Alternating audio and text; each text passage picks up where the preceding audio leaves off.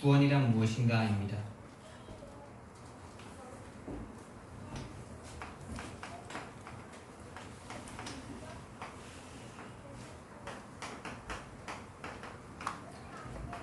다 알고 있다라고 생각하지 마시고요. 오늘 구원이란 무엇인가라는 지식을 얻어가지 마시고요. 구원의 실체를 얻어가시기를 예수님 이름으로 축원드립니다. 구원이라는 것은 지식이 아닙니다. 구원이라는 것은 살아있는 하나님의 축복을 누리는 것이기 때문에 누려야 될 축복이 무엇이냐? 바로 이것입니다. 오늘 읽었던 창세기 1장 26절부터 28절까지. 가장 중요한 것이 27절에 나와 있는 거죠. 하나님의 형상을 오늘 회복해 가시면은 저와 여러분 오늘 예배를 잘 드린 겁니다. 그래서 우리가 세상은 지금도요, 3단체가 지금도요, 자꾸 우리 속에 무의식과 무의식 속에 있는 노예의 그 능력, 잠재의식, 초능력 이거를 발휘하라고 명상과 여러 가지 것들로 우리들을 유혹하고 세상을 지금 유혹하고 있거든요. 어제 류 목사님을 만나고 왔는데 결혼식 전에 류 목사님이 이제 목사들만 모아놓고 이렇게 메시지를 주시는데 세상 사람들은 지금 3단체가 명상과 여러 가지 온갖 뭐 이런 것들로 집중을 통해서 그 인간 내면 속에 있는 초능력, 인간 속에 있는 이 잠재의식, 잠재력 이런 것들을 끌어올리고 있는데 우리가 가져야 될 건 뭐냐면 바로 이것이라고 했습니다. 우리가 세상을 이길 수 있는 힘은 바로 이것이다. 다른 말로 하나님이 함께하는 것이죠. 하나님의 형상을 회복하는 것입니다. 이미 주신 것입니다, 여러분.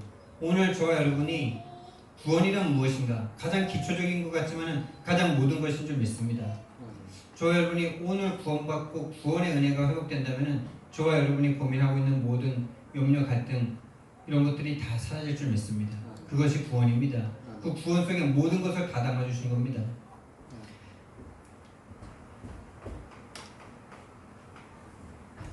여러분, 구원이 무엇입니까? 여러분은 구원 받으셨습니까? 지금 구원을 누리고 계십니까? 지난주에 우리 사모님과 함께 이제 악기를 이렇게 중고로 내놓고 그 청년을 한 명 만났는데 키가 크고 아주 잘생겼더라고요. 근데 그 친구를 태우고 가는데 이미 교회를 다니고 있는 사람이라는 걸 알았죠. 그래서 이제 가면서 복음을 분명히 전해줘야 되겠다라는 생각을 했죠. 분명히 기존 교회에 복음 없으니까요. 그래서 이제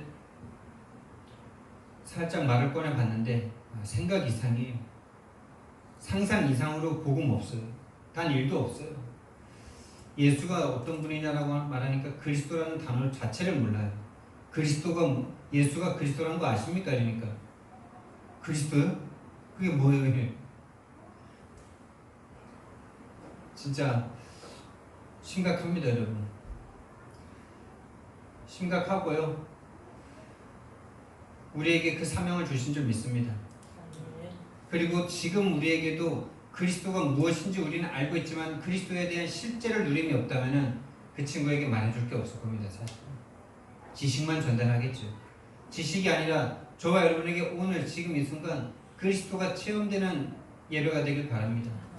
그리스도가 체험된다는 건 뭐냐?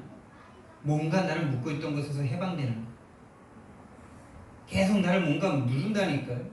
율법으로, 행위로, 뭔가 선행으로 자꾸 나를 눌러요. 어떤 세상 규모 기준으로, 세상의 어떤 기준으로 나를 딱 눌러요. 거기에서 해방받는 게 바로 그리스도를 오늘 누리는 겁니다. 그리고 우리를 계속 실패시키는 원인을 모르겠는데 계속 내가 하나님의 자녀인데도 뭔가 자꾸 실패하는데 그 원인 계속 거기에 눌려.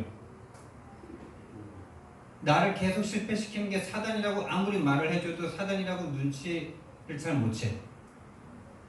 사단이라고 알면 사단이 도망가는데 사단이라고 말은 듣는데 마음속에서는 여전히 나라고 생각하니까 내 무능, 그 문제, 그 사람의 문제라고 생각하니까 사단이 도망을 안 가.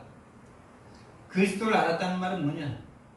그 사단에게서 승리하게 되는 것입니다. 그리고 마음이 그냥 별로 안 행복해. 예배를 드리러 왔는데도 별로 안 행복해.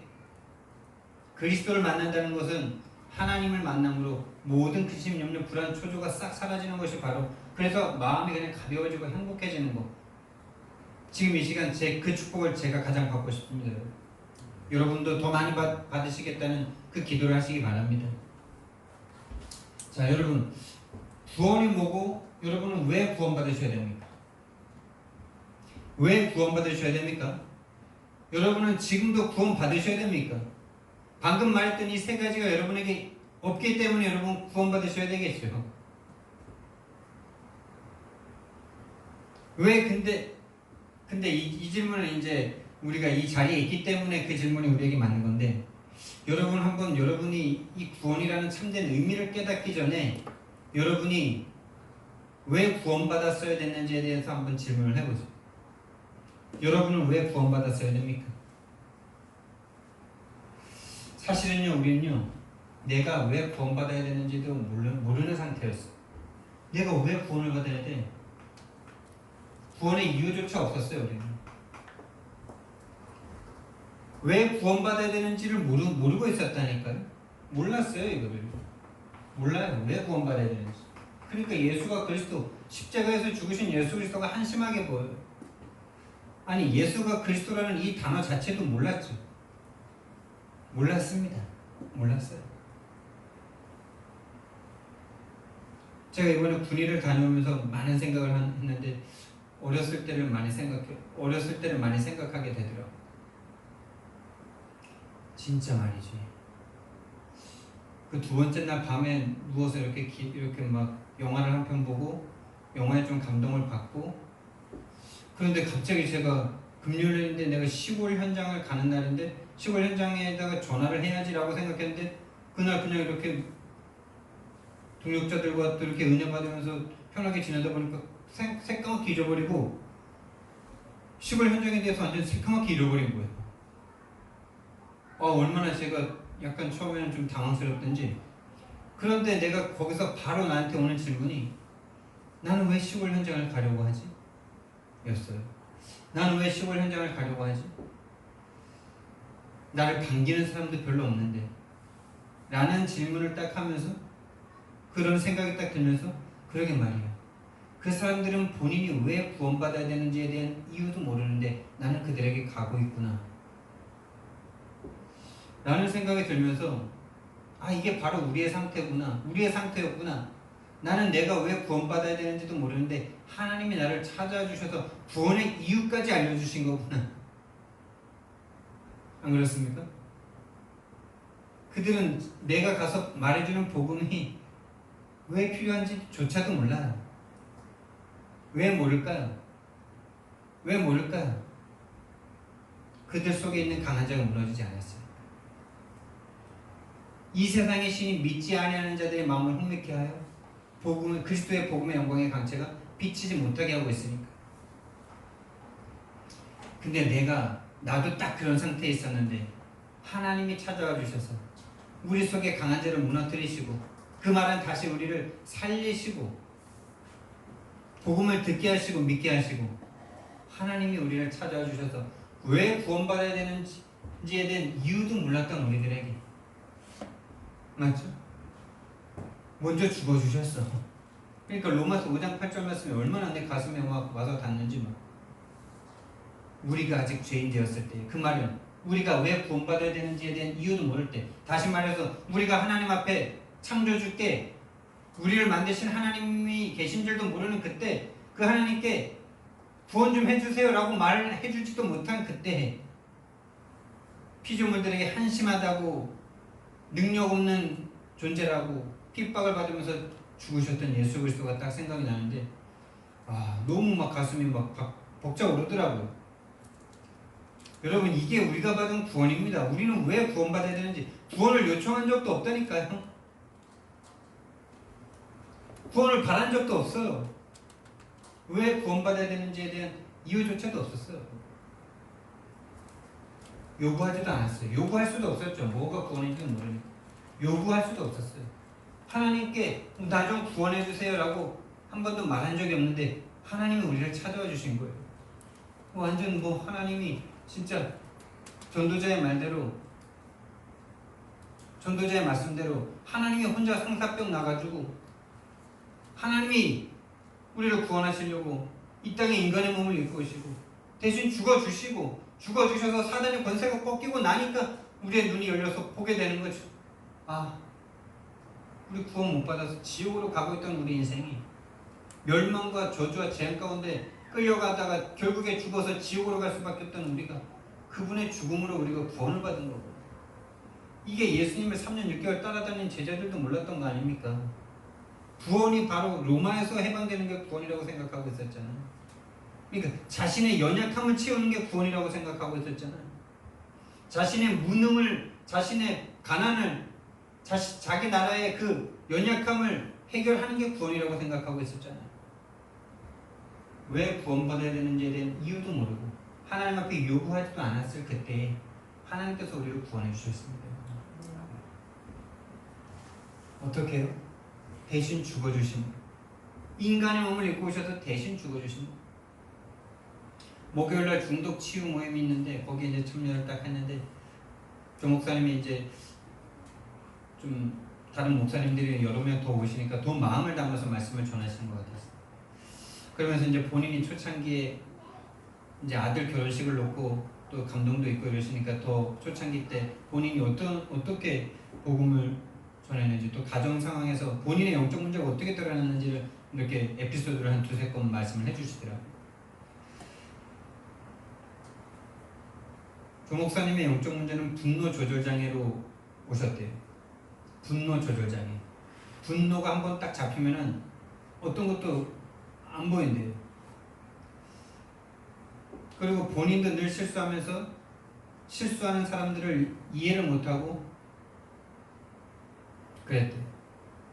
그래서 이제 실패한 아버지 사업을 물려받아서 본인이 하니까 사모님도 도우실 거 아닙니까? 근데 사모님이 뭔가 실수를 했어요. 그러면 이제 목사님이 이거 틀렸다라고 말하면 사모님이 거기에 그 부분 이렇게 해주시면 좋은데, 본인 생각을 딱 말할 때 거기에 이제 완전 꼭지가 도신다는. 그래서 이제 뭐 어떤 일을 납품을 하러 갔다가 사모님이랑 뭔가 이제 딱 트러블이 그런 어떤 사건이 딱 생겼는데 사모님이 자꾸 말대답을 하니까 납품하다 말고 차를 끌고 와가지고 막 싸움을 했겠죠. 싸움을 하면서 2층 집에 있던 화분 20개를 그 아래로 싹 던져버렸답니다. 그리고 또 한 번은 또 그런 일이 있었겠죠.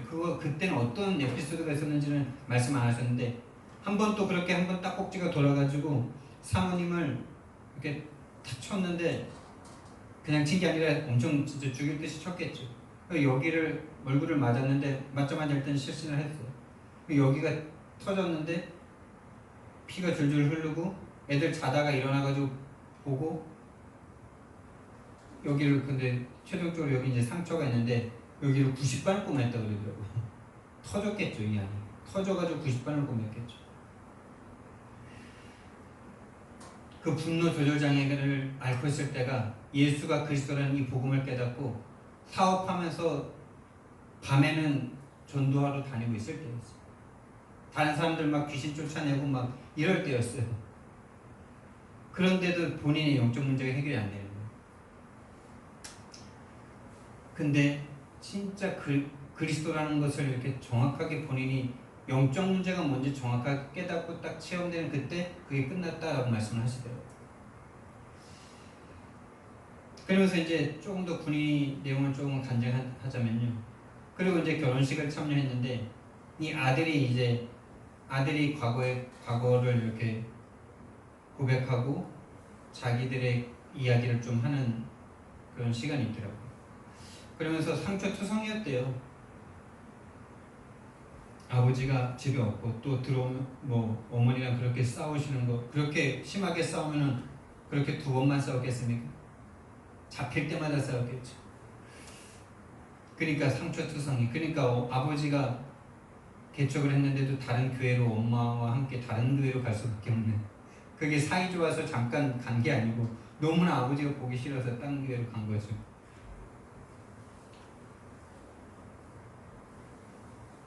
그리고 자식들이 4명이 아들 셋에 딸 하나인데 이 토끼 같은 아들을 처자식들을 놓고 예수가 그리스도라는 이 복음을 전하러 늘 어디론가 가서 복음을 전할 수밖에 없었던 이 조목사님의 생활이었던 거예요. 그러니까 아버지는 늘 없어. 근데 늘 싸워. 복음을 전한다라고 하면서 엄마를 맨날 패. 그러니까 애들이 상처가 얼마나 심했겠습니까? 그렇지만 이 그리스도가 예수라는 사실을 전할 수밖에 없었던 이 전도자의 마음, 이 처자식들을 놓고 복음을 전할 수밖에 없었던 그 전도자의 이 한이 막 가슴에 느껴지니까 뭐 가슴이 벅차더라고. 그러면서 이렇게 왜 결혼식 하면은 인사하잖아요, 부모님한테. 부모님한테 인사하면 이제 뭐 이렇게 장인장모 될 분들이 나와서 안아주고 엄마 아빠가 와서 안아주고 이러잖아요. 근데 이제 다른 사람들은 다 안아주는데 조목사님은 하라고 말도 사회자가 말도 안 하고 조목사님도 혼자 가만히 앉아있더라고. 그러니까 이제 미리 얘기를 했겠죠, 사회자한테. 나는 시키지 말라, 나는 하지 말라. 근데 그게 부끄럽거나 아들이 싫어서가 아니라는 게 내 마음에 느껴졌어. 왜냐? 부모님 마음은 다 똑같지 않습니까? 한 번 안아주고 한 번 미안하다고 말하고 싶지 않겠습니까? 근데 그걸 왜 안 하냐? 그 전도자의 마음은 너무 느껴지는 거예요. 제자들과 함께하기 위해서는 가족도 버릴 수밖에 없는 이 전도자의 마음이 막 가슴에 오니까 눈물이 막 쏟아지더라고. 나는 저렇게 못할 것 같다는 생각이 못 들면서 저게 결단한다고 되겠나 저게 결단한다고 되겠습니까 여러분? 진짜 본인이 복음 하나 없어서 그리스도 하나 몰라서 교회는 다니고 3대째 기독교 가문의 장로 아들로, 근데 복음 하나 없어서 귀신 들린 외할머니, 이혼한 동생들, 집안이 완전 초토화된 그 상황 속에서 이 그리스도 하나 딱 들었을 때 본인 인생도 완전 희망과 소망과 생명을 끊어버리고 싶을 만큼 방황했던 그 영혼이 그리스도 하나 딱 듣고 거기서 해방받고 나니까 아무리 집안에 문제가 있어도 그 본인이 그러고 싶어서 그런 거 아니잖아요. 부인을 그렇게 패고 싶어서 패는 거 아니잖아요. 본인이 사단에게 당한 이 상처들이 본인도 이길 수가 없는 거잖아요. 그래서 예수가 그리스도라는 이 복음을 가족을 놓고 갈 수밖에 없었던 그 전도자의 마음. 그러면서 이제 그 조목사님이 지은 찬양을 막 이렇게 이제 뮤지컬 팀들이 부르는데, 사랑하는 김도영이라는 부목사가 백혈병 암으로 죽었잖아요. 근데 죽는 날 선교여행을 가는 날이었어. 선교여행을 가는 날 죽었어. 그럼 장례를 치러야 되기 때문에 보통 안 가기도 하잖아요. 근데 그 선교여행을 갈 수밖에 없었던 그 전도자의 마음이, 그 가족을 두고 처자식들을 두고 전도 현장을 갈 수밖에 없었던 그 마음이 그때부터 지금까지 동일하구나, 이게 막 느껴지니까요. 가사들이 막 가슴에 꽂히더라고요. 그러면서 그 김도영 목사의 그 장례식을 다른 사람들에게 맡기고 가서 찾은 게 아프리카 대륙의 그 김최영석 선교사님 아닙니까?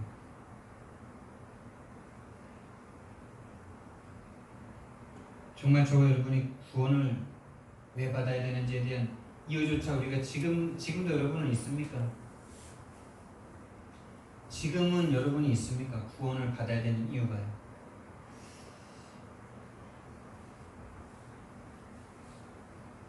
구원이란 무엇인지 안다면, 구원이란 무엇이냐? 구원이란 인간이 아무리 해결하려고 해도 어찌할 수 없는 운명 때문에, 운명에서 벗어날 수 없기 때문에 이 운명에서 벗어나는 것이 바로 구원입니다. 정말 인간은 행복하고 싶은데 행복이 없어요. 행복하고 싶은데 안 돼요. 내 그 삐뚤어진 마음, 상처받은 마음, 내 스스로 나를 상처받게 한 사람들도 용서하고 다 용서해주고 서로 막 부둥켜 안고 울고 막 한번 그렇게 하면은 그 상처가 싹 사라지는데 사라지지가 않고 그게 계속 남아서 그런 상황이 딱 벌어지면 거기에 딱 꽂혀가지고 똑같이 그런 행동이 나올 수밖에 없는 이 저주의 상태. 원인과 이유 없는 저주와 재앙. 원인과 이유가 없다니까요. 아니 그건 그 아버지는 그러고 싶어서 그랬어요. 그렇게 장로로 살면서 다 잘하고 싶었지. 다 잘하려고 최선을 다했지. 교회를 다 섬기고 수많은 목사님들을 돕고 사업하고 그랬는데 사업이 부도나고 외할머니가 그 친정 쪽에는 초가 쪽에는 그렇게 외가 쪽에는 외할머니로부터 복음이 시작됐는데 그 외할머니가 귀신 들려고 해요. 그러니까 문제를 아무나에게 주는 게 아니죠.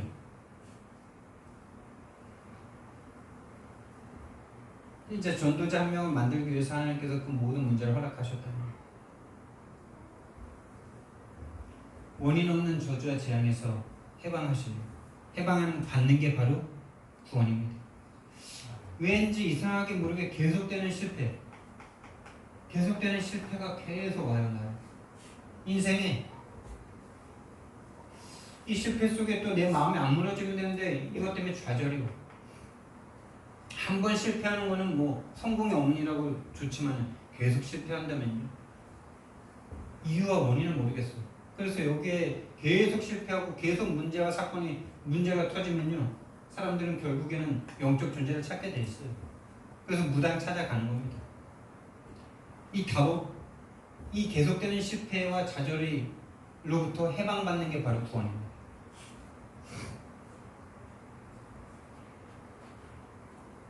그냥 이유가 없이 마음이 공허해요.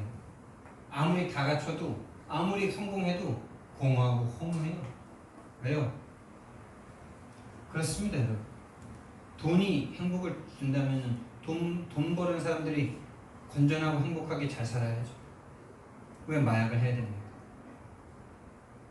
성공자들이 왜 자살을 해야 됩니까? 이상이 그냥 허무하고 공허한 거예요. 원인과 이유 없는 공허와 허무의 답을 찾는 게 바로 구원입니다. 왜 허무하고 공허할 수밖에 없는지, 또 왜 인생은 왜 살아야 되는지, 여러분 왜 인생은 살아야 됩니까? 왜 인생은 태어났습니까? 왜 인생은 또 늙고 죽어야 됩니까? 답이 없죠. 이 답 없는 인생에, 왜라는 질문에 답이 없는 인생에 답을 찾는 게 바로 구원입니다. 여러분 이게 해결된다면은 여러분 되겠죠. 우리 인생이 찾아오는 이런 거 해결되는 게 바로 구원입니다.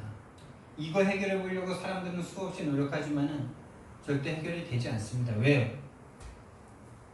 이걸 가져다 주는 존재가 있다니까.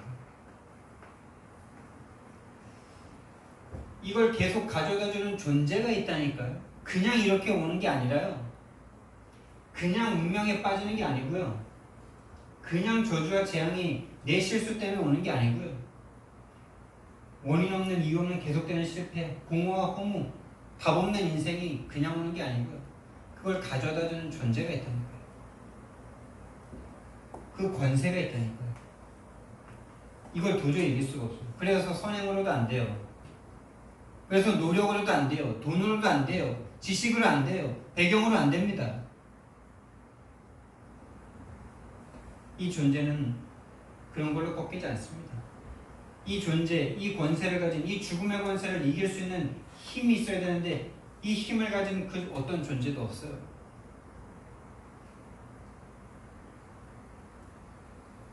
이 존재는 눈에 보이지 않습니다. 눈에 보이지가 않아요. 눈에 보이지 않습니다. 물질이 아닙니다. 볼 수도 없고 만질 수도 없어요. 근데 우리의 생각과 마음과 우리가 태어나기 전부터 처음부터 인간에게 이런 것들을 심었어요. 처음부터. 여러분이 뭔가 실수하고 잘못해서가 아니에요. 그때부터 여러분의 인생이 잘못된 게 아니에요. 부모님이 그러지 않았으면 행복할 거라고요? 사단이 속이는 겁니다. 그 문제가 없었으면 다른 문제로 고통받습니다. 정말 착각을 빨리 버리셔야 돼요. 나는 부모님만 아니었으면, 나는 부모님이 이렇게만 안 했으면. 아니요. 부모님도 피해자입니다. 보이지 않게 영과 정신과 마음과 생각과 감정까지도 다 조장할 수 있습니다. 아무도 이 존재를 알 수도 없고, 조금 아는 사람들이 그 하수인들이죠. 그 하수인들. 이 복음이 없으면요, 그냥 그 하수인들이 그 존재를 섬기고 그 존재를 좀 달래고 그 존재한테 좀 잘 보이고 이래가지고 복 받는 인간들이 좀 있어. 그 매개자들이 무당들이고, 그 매개자들이 그런 어떤 종교 지도자들이고요. 그럼 굿하면 다 복 받냐? 복 받는 사람이 개 중에 있어. 그러니까 자꾸 그런 걸 찾아요. 방법이 없으니까 그거라도 찾아야 돼. 아무도 그 존재를 이길 수 있는 힘이 없어요. 그래서 절대 불가능입니다. 알 수가 없는데? 왜 내게 이 문제가 오는지 모르겠는데? 근데 이게 옛날의 문제만 아니고 불신자들의 문제만이 아니고 지금 저 여러분의 문제 아닙니까? 나는 왜 계속 같은 문제에 걸려 넘어질 수밖에 없는지, 강단에서 아무리 자꾸 사단이라고 말을 해줘도 사단이라고 생각을 할 수 없을 만큼, 들을 땐 사단이라고 인정하는지 안 하는지 그것도 잘 모르겠어요.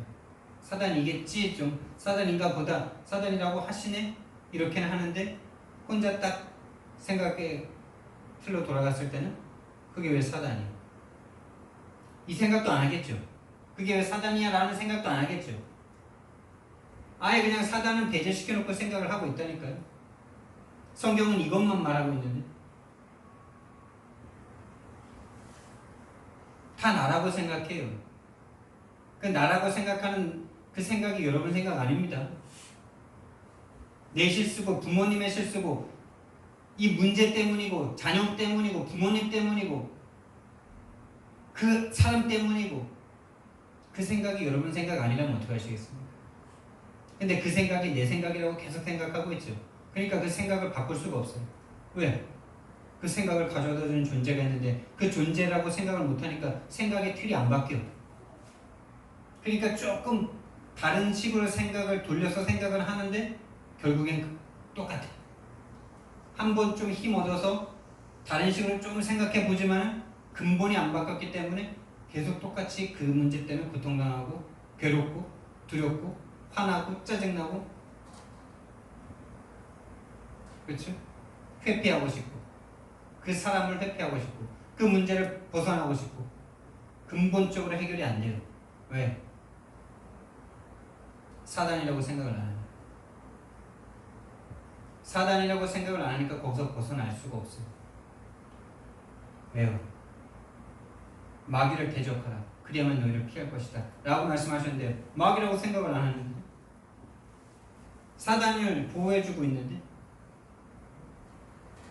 그걸 내 생각이라고 생각하는데요. 계속 여러분 생각 아니라니까요. 여러분 감정 아니라니까요. 그 감정을 가져다 주는 존재가 있다니까요. 그 문제와 사건에 잡히는 게 여러분 아니라니까요. 원래 여러분은 그 문제와 사건에 안 잡힐 존재예요. 하나님의 형상을 닮아서. 근데 하나님을 잃어버리면서 모든 것을 다 내가 책임져야 되는 그 상황이 이미 돼버렸어요. 그래서 목사님들 모아놓고 유 목사님이 말씀하실 때 그러시더라고요. 사단은 처음부터 창세기 3장 4절에서 5절의 이 상태를 처음부터 아담과 하와 때부터 4차 산업시대 때까지 지금도 계속 이것만 신고 있다. 네가 하나님 될 수 있다라는 이것이 창세기 6장의 네피림으로 왔죠. 다시 말하면 귀신이 사람들의 속으로 들어와 버렸죠. 마귀가 사람들 속으로 들어와 버린 거 아닙니까? 창세기 6장에. 이 네피림의 시대가 지금까지 계속 어떻게 성공이라는 이름을 가지고 창세기 11장에 내 이름을 내면 된다. 내 이름을 하늘 끝까지 내면 우리 이름을 내자. 이 사상을 가지고 이 네피림의 세력이 지금까지도 계속되고 있다. 근데 우리는 지금도 이 네피림을 가져다주는 사단만 모르고 있죠. 사단만 인정을 안 하려고 하고 있죠. 그게 여러분 생각 아니라니까요.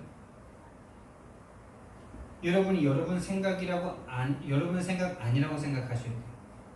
그 생각이 바로 사단이 가져다주는 거구나라고 생각하셔야 됩니다. 근데 그 틀을 깰 수가 없어요. 왜요? 너무나 오래된 함정 속에 빠져 있거든요. 함정 속에 빠져 있습니다. 여러분, 함정이 이렇게 내가 파는 함정이면은, 내가 볼 수 있는 함정이면은 함정인 줄 알죠? 근데 그 함정이 너무나 커. 지구만큼 커. 그럼 그거 함정입니까? 살만한 세상입니까? 함정이 아니죠. 그 함정에서 살면서 먹고 살고 입고 살고 문화 즐기면서 살고 세상 사람들이나 믿는 사람들이나 안 믿는 사람이나 다 똑같이 뭐 먹고 입고 마시고 똑같은 것 때문에 웃고 울고 하고 있으니까 거기가 함정인 줄 모르죠. 지구가 함정입니다, 여러분. 지구같이 큰 함정이다 보니까 함정인 줄 몰라요. 그러니까 함정에서 빠져나올 생각을 못해요. 어떤 함정입니까, 여러분? 하나님을 떠난 이 상태 속에 시작이 됐어요. 이 세상이. 아담과 하와 이후로 하나님 없이 시작이 됐습니다. 그래서 하나님 떠난 상태인 줄을 몰라요. 그게 함정이에요. 왜? 그러니까 구원받을 이유도 몰라요. 하나님이 있다는 것도 모르니까. 하나님이 창조해 놓으셨는데 창조주를 못 알아보니까. 엄마가 애를 낳았는데 엄마를 못 알아보고 있으니까 지금. 그러니까 지금 함정에 빠져 있는 줄도 몰라요. 하나님 떠난 상태가 그냥 체질이에요. 그래서 이게 틀로 연결됩니다. 어떻게 해요? 오로지 나밖에 없어요. 내가 모든 것이라고 생각해요. 내가 해야 되고 내 생각이 맞고 내 기준에 맞아야 되고 내 기준에 맞아야 되고 내 감정과 내 거에 뭔가 맞아야만 같이 지내실 수 있죠, 여러분. 여러분 기준에 안 맞고 여러분 감정에 안 맞고 그런 사람들과 함께 할 수 없다. 여러분도 모르게 이 상태에 딱 빠져 있는 거예요. 함께 할 수 있다는 이게요. 쉬운 게 아닙니다. 함께 할 수 없다는 것은 그게 바로 영적 문제입니다. 가족 외에는 함께 하기가 힘들어요. 내가 친한 사람, 내 성향과 맞는 사람과만 함께 할 수 있어요. 그건 불신자들도 다 아는 거거든요.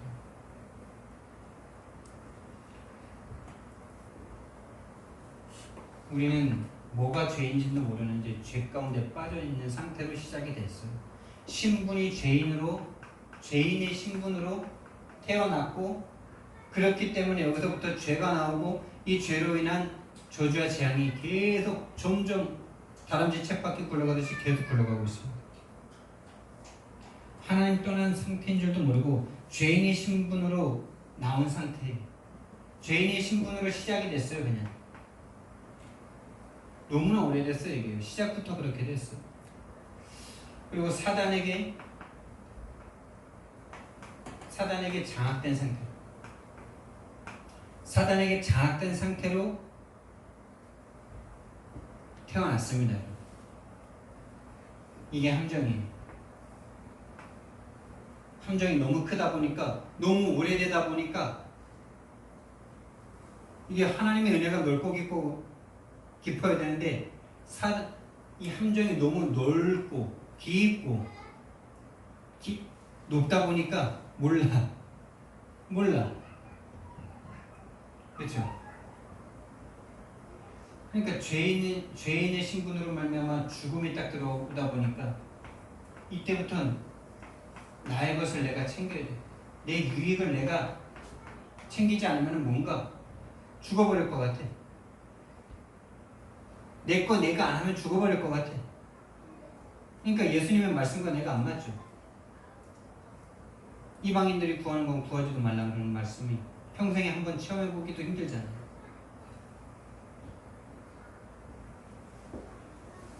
그게 여러분이 그러고 싶어서 그런 게 아니라 깊다니까요. 처음부터 그렇게 됐다니까요. 사단에게 장악되어 있는지도 몰라요.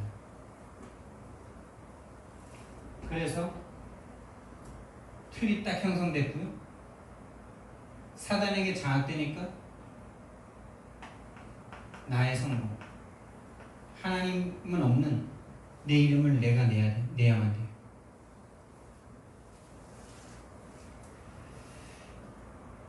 이것을 세상에 완전 심어버렸어. 영적 존재들이 네피림이 이것을 완전 나의 성공을 위해서만 달려갈 수밖에 없도록 딱 심었어. 100% 딱 다 여기 있습니다.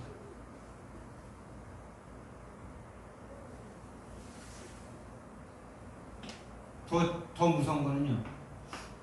함정으로 말미암아 함정에 빠진 상태에서 우리의 생각의 틀이 딱 생활의 틀, 삶의 틀, 생각의 틀이 딱 정해져 버렸는데 거기서부터 우리의 삶이 나오는데요. 그걸 올무라 그래요. 사단이 올무를 딱 쳐놨습니다. 어떻게 올무를 쳐놨냐? 하나님이 아닌 다른 것들을 자꾸 구하게 되도록 딱 올무를 만들어놨습니다. 다른 말로 그것을 우상이라고 그러죠. 여러분, 우상, 이것이 내 우상인 것 같습니다 라고 말할 때 그게 해결될 거기 때문에 괜찮지만은 그게 진짜 무서운 상태거든요. 왜 그게 무서운 상태인지 오늘 말씀을 드릴게요. 우상은 일단 뭐냐? 우상은요, 돌 깎아놓고 나무 깎아놓고 절하는 게 우상이 아니에요. 그건 아주 저차원적인 거예요. 진짜 우상은 뭐냐면요, 하나님이 아닌 다른 거예요. 하나님 아닌 다른 것이 하나님 아닌 것.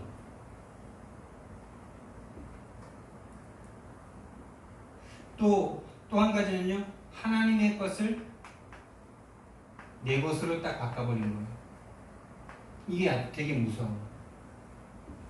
그리고 하나님 자체가 아닌 하나님이 주시는 것. 이게 바로 우상입니다. 기도 응답, 전도 응답, 부흥 이런 걸 하나님보다 더 추구해. 그걸 바로 우상이라고 해요. 여러분, 이거는요 반드시 여러분 후대까지 멸망시킵니다. 성경 말씀이에요. 출애굽기 20장 4절 5절 말씀. 우상 숭배의 죄는 3, 4대까지 멸망당한다.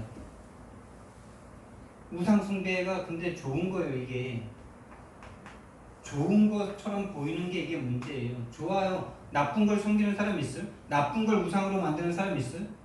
눈에 볼 때 다 좋은 거죠. 아름답고 귀한 거고 내 생명보다 가치 있는 것들 아닙니까? 근데 여러분, 좋은 건데 왜 그게 무섭냐?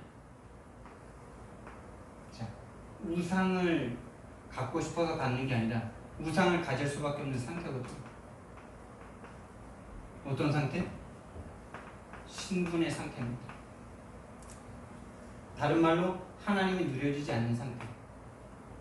다른 말로 하나님이 가장 최고의 것으로, 하나님이 이 모든 것보다 나에게 가장 귀한 분으로 여겨지지 않는 상태, 하나님으로부터 참된 행복을 누리지 못하는 상태 속에서 나오는 게 우상이기 때문에 우상이 무서운 거예요. 우상 자체가 나쁜 게 아니라요, 우상을 만들 수밖에 없는 상태가 이게 저주의 상태라니까요.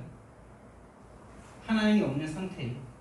다른 말, 하나님 있다고요? 아니요, 하나님 없기 때문에, 하나님과 함께함이 없기 때문에 하나님으로부터 오는 그 축복과 은혜와 사랑과 그 충만함을 누리지 못하고 있기 때문에 우상을 딱 잡습니다.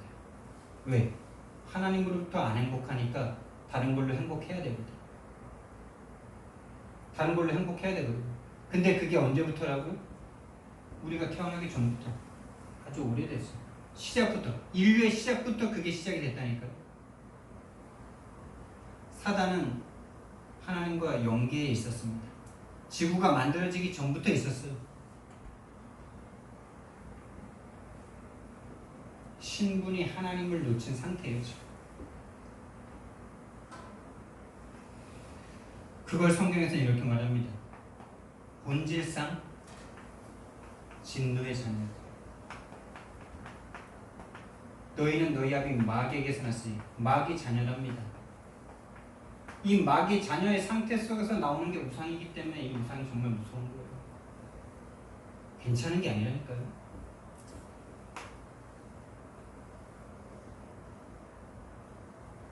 이 우상을 계속 잡고 있으면 어떻게 되냐. 그 우상 때문에 행복하면 좋은데 행복은 잠깐이고요. 그 우상이 뭔가 나를 좋게, 그 우상이 나에게 뭔가 내가 바라는 그 우상이라는 대상이 나에게 뭔가 내가 바라는 것을 딱 줄 때만 행복하고요. 그때만 잠깐 기쁘고요. 그렇지 않을 때는, 내 마음대로 뭔가 그 우상이 내게 안 될 때는 그것과 원수가 됩니다. 그게 바로 정신 문제예요. 정신 문제를 가져다 줍니다.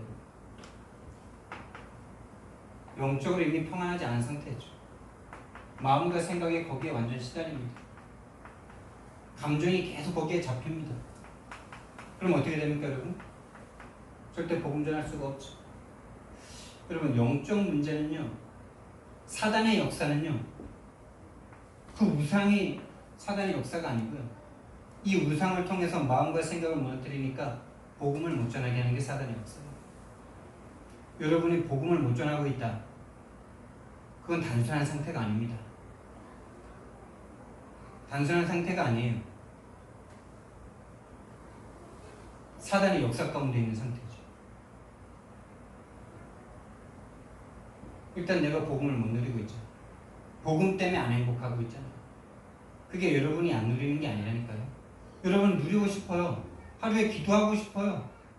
전도도 하고 싶어요. 말씀도 듣고 정리하고 싶어요. 근데 그것만 못해요. 왜요?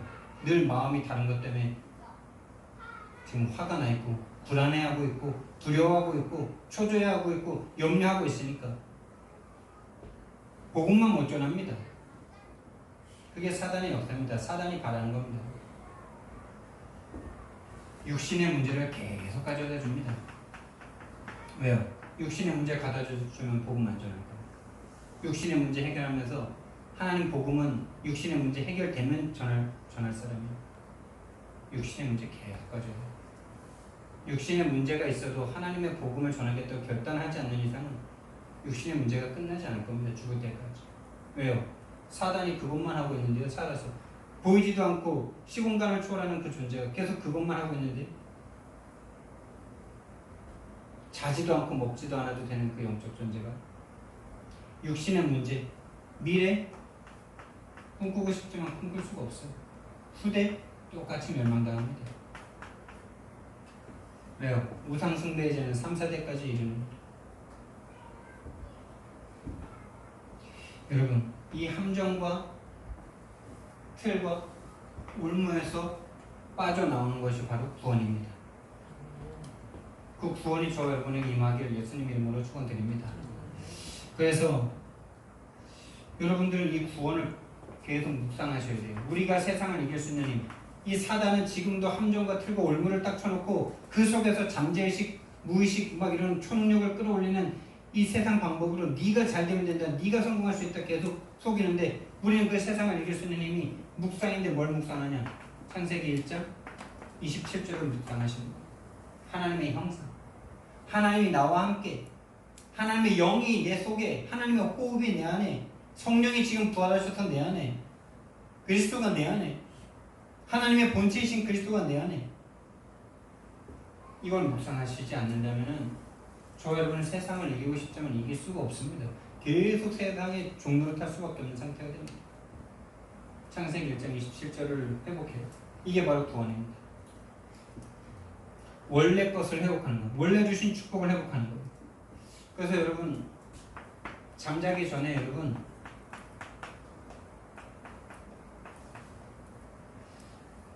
메시지를 꼭 들으세요. 메시지.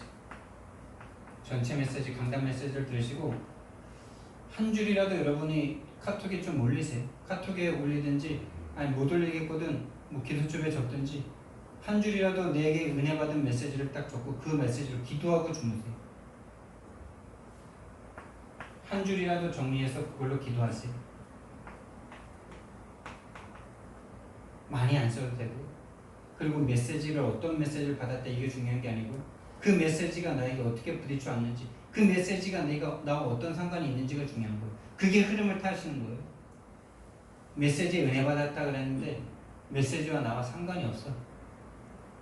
은혜 받았는데 늘 내 생각대로 살아요. 그 사람은 흐름을 못 탄 거예요. 한 줄이라도 내와 상관이 있는 메시지라도. 오늘 많은 메시지 좀 생각했던 것보다 조금 다르게 주셨는데 다 안 적으셔도 되고요. 은혜 주신 거 한 가지 딱 내 마음에 딱 남아있다면 그거 붙잡고 한 주 사시는 거예요. 계속 묵상하면서 고요한 시간에, 나만의 혼자 있는 그 조용한 시간에 하나님을 묵상하셔야 돼요. 구원을 묵상하셔야 돼요. 그리고 메시지 속으로 메시지 흐름을 타셔야 돼요. 그래서 정말 저와 여러분에게 하나님의 심장을 달라고 기도하시기 바랍니다. 하나님의 마음, 그리스도의 심장,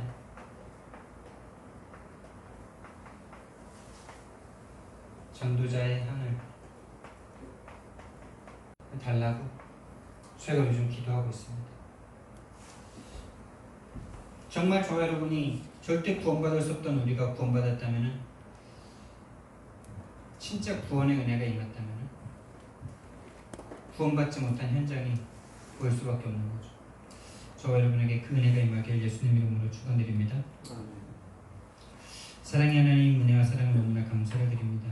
우리는 왜 우리가 구원받아야 되는지에 대한 이유도 알 수 없고 또 요구한 적도 없고 구원받을 방법도 없던 우리들인데 하나님이 우리를 선택하시고 오셔서 해결해 놓으시고 우리를 살려주시고 믿게 하신 그 은혜를 너무나 감사를 드립니다. 우리에게 구원이라는 지식이 필요한 것이 아니라 구원의 실제가 우리에게 누려지는 시작이 되도록 주님 축복해 주시옵소서. 감사드리며 예수님 이름으로 기도드렸습니다. 아멘.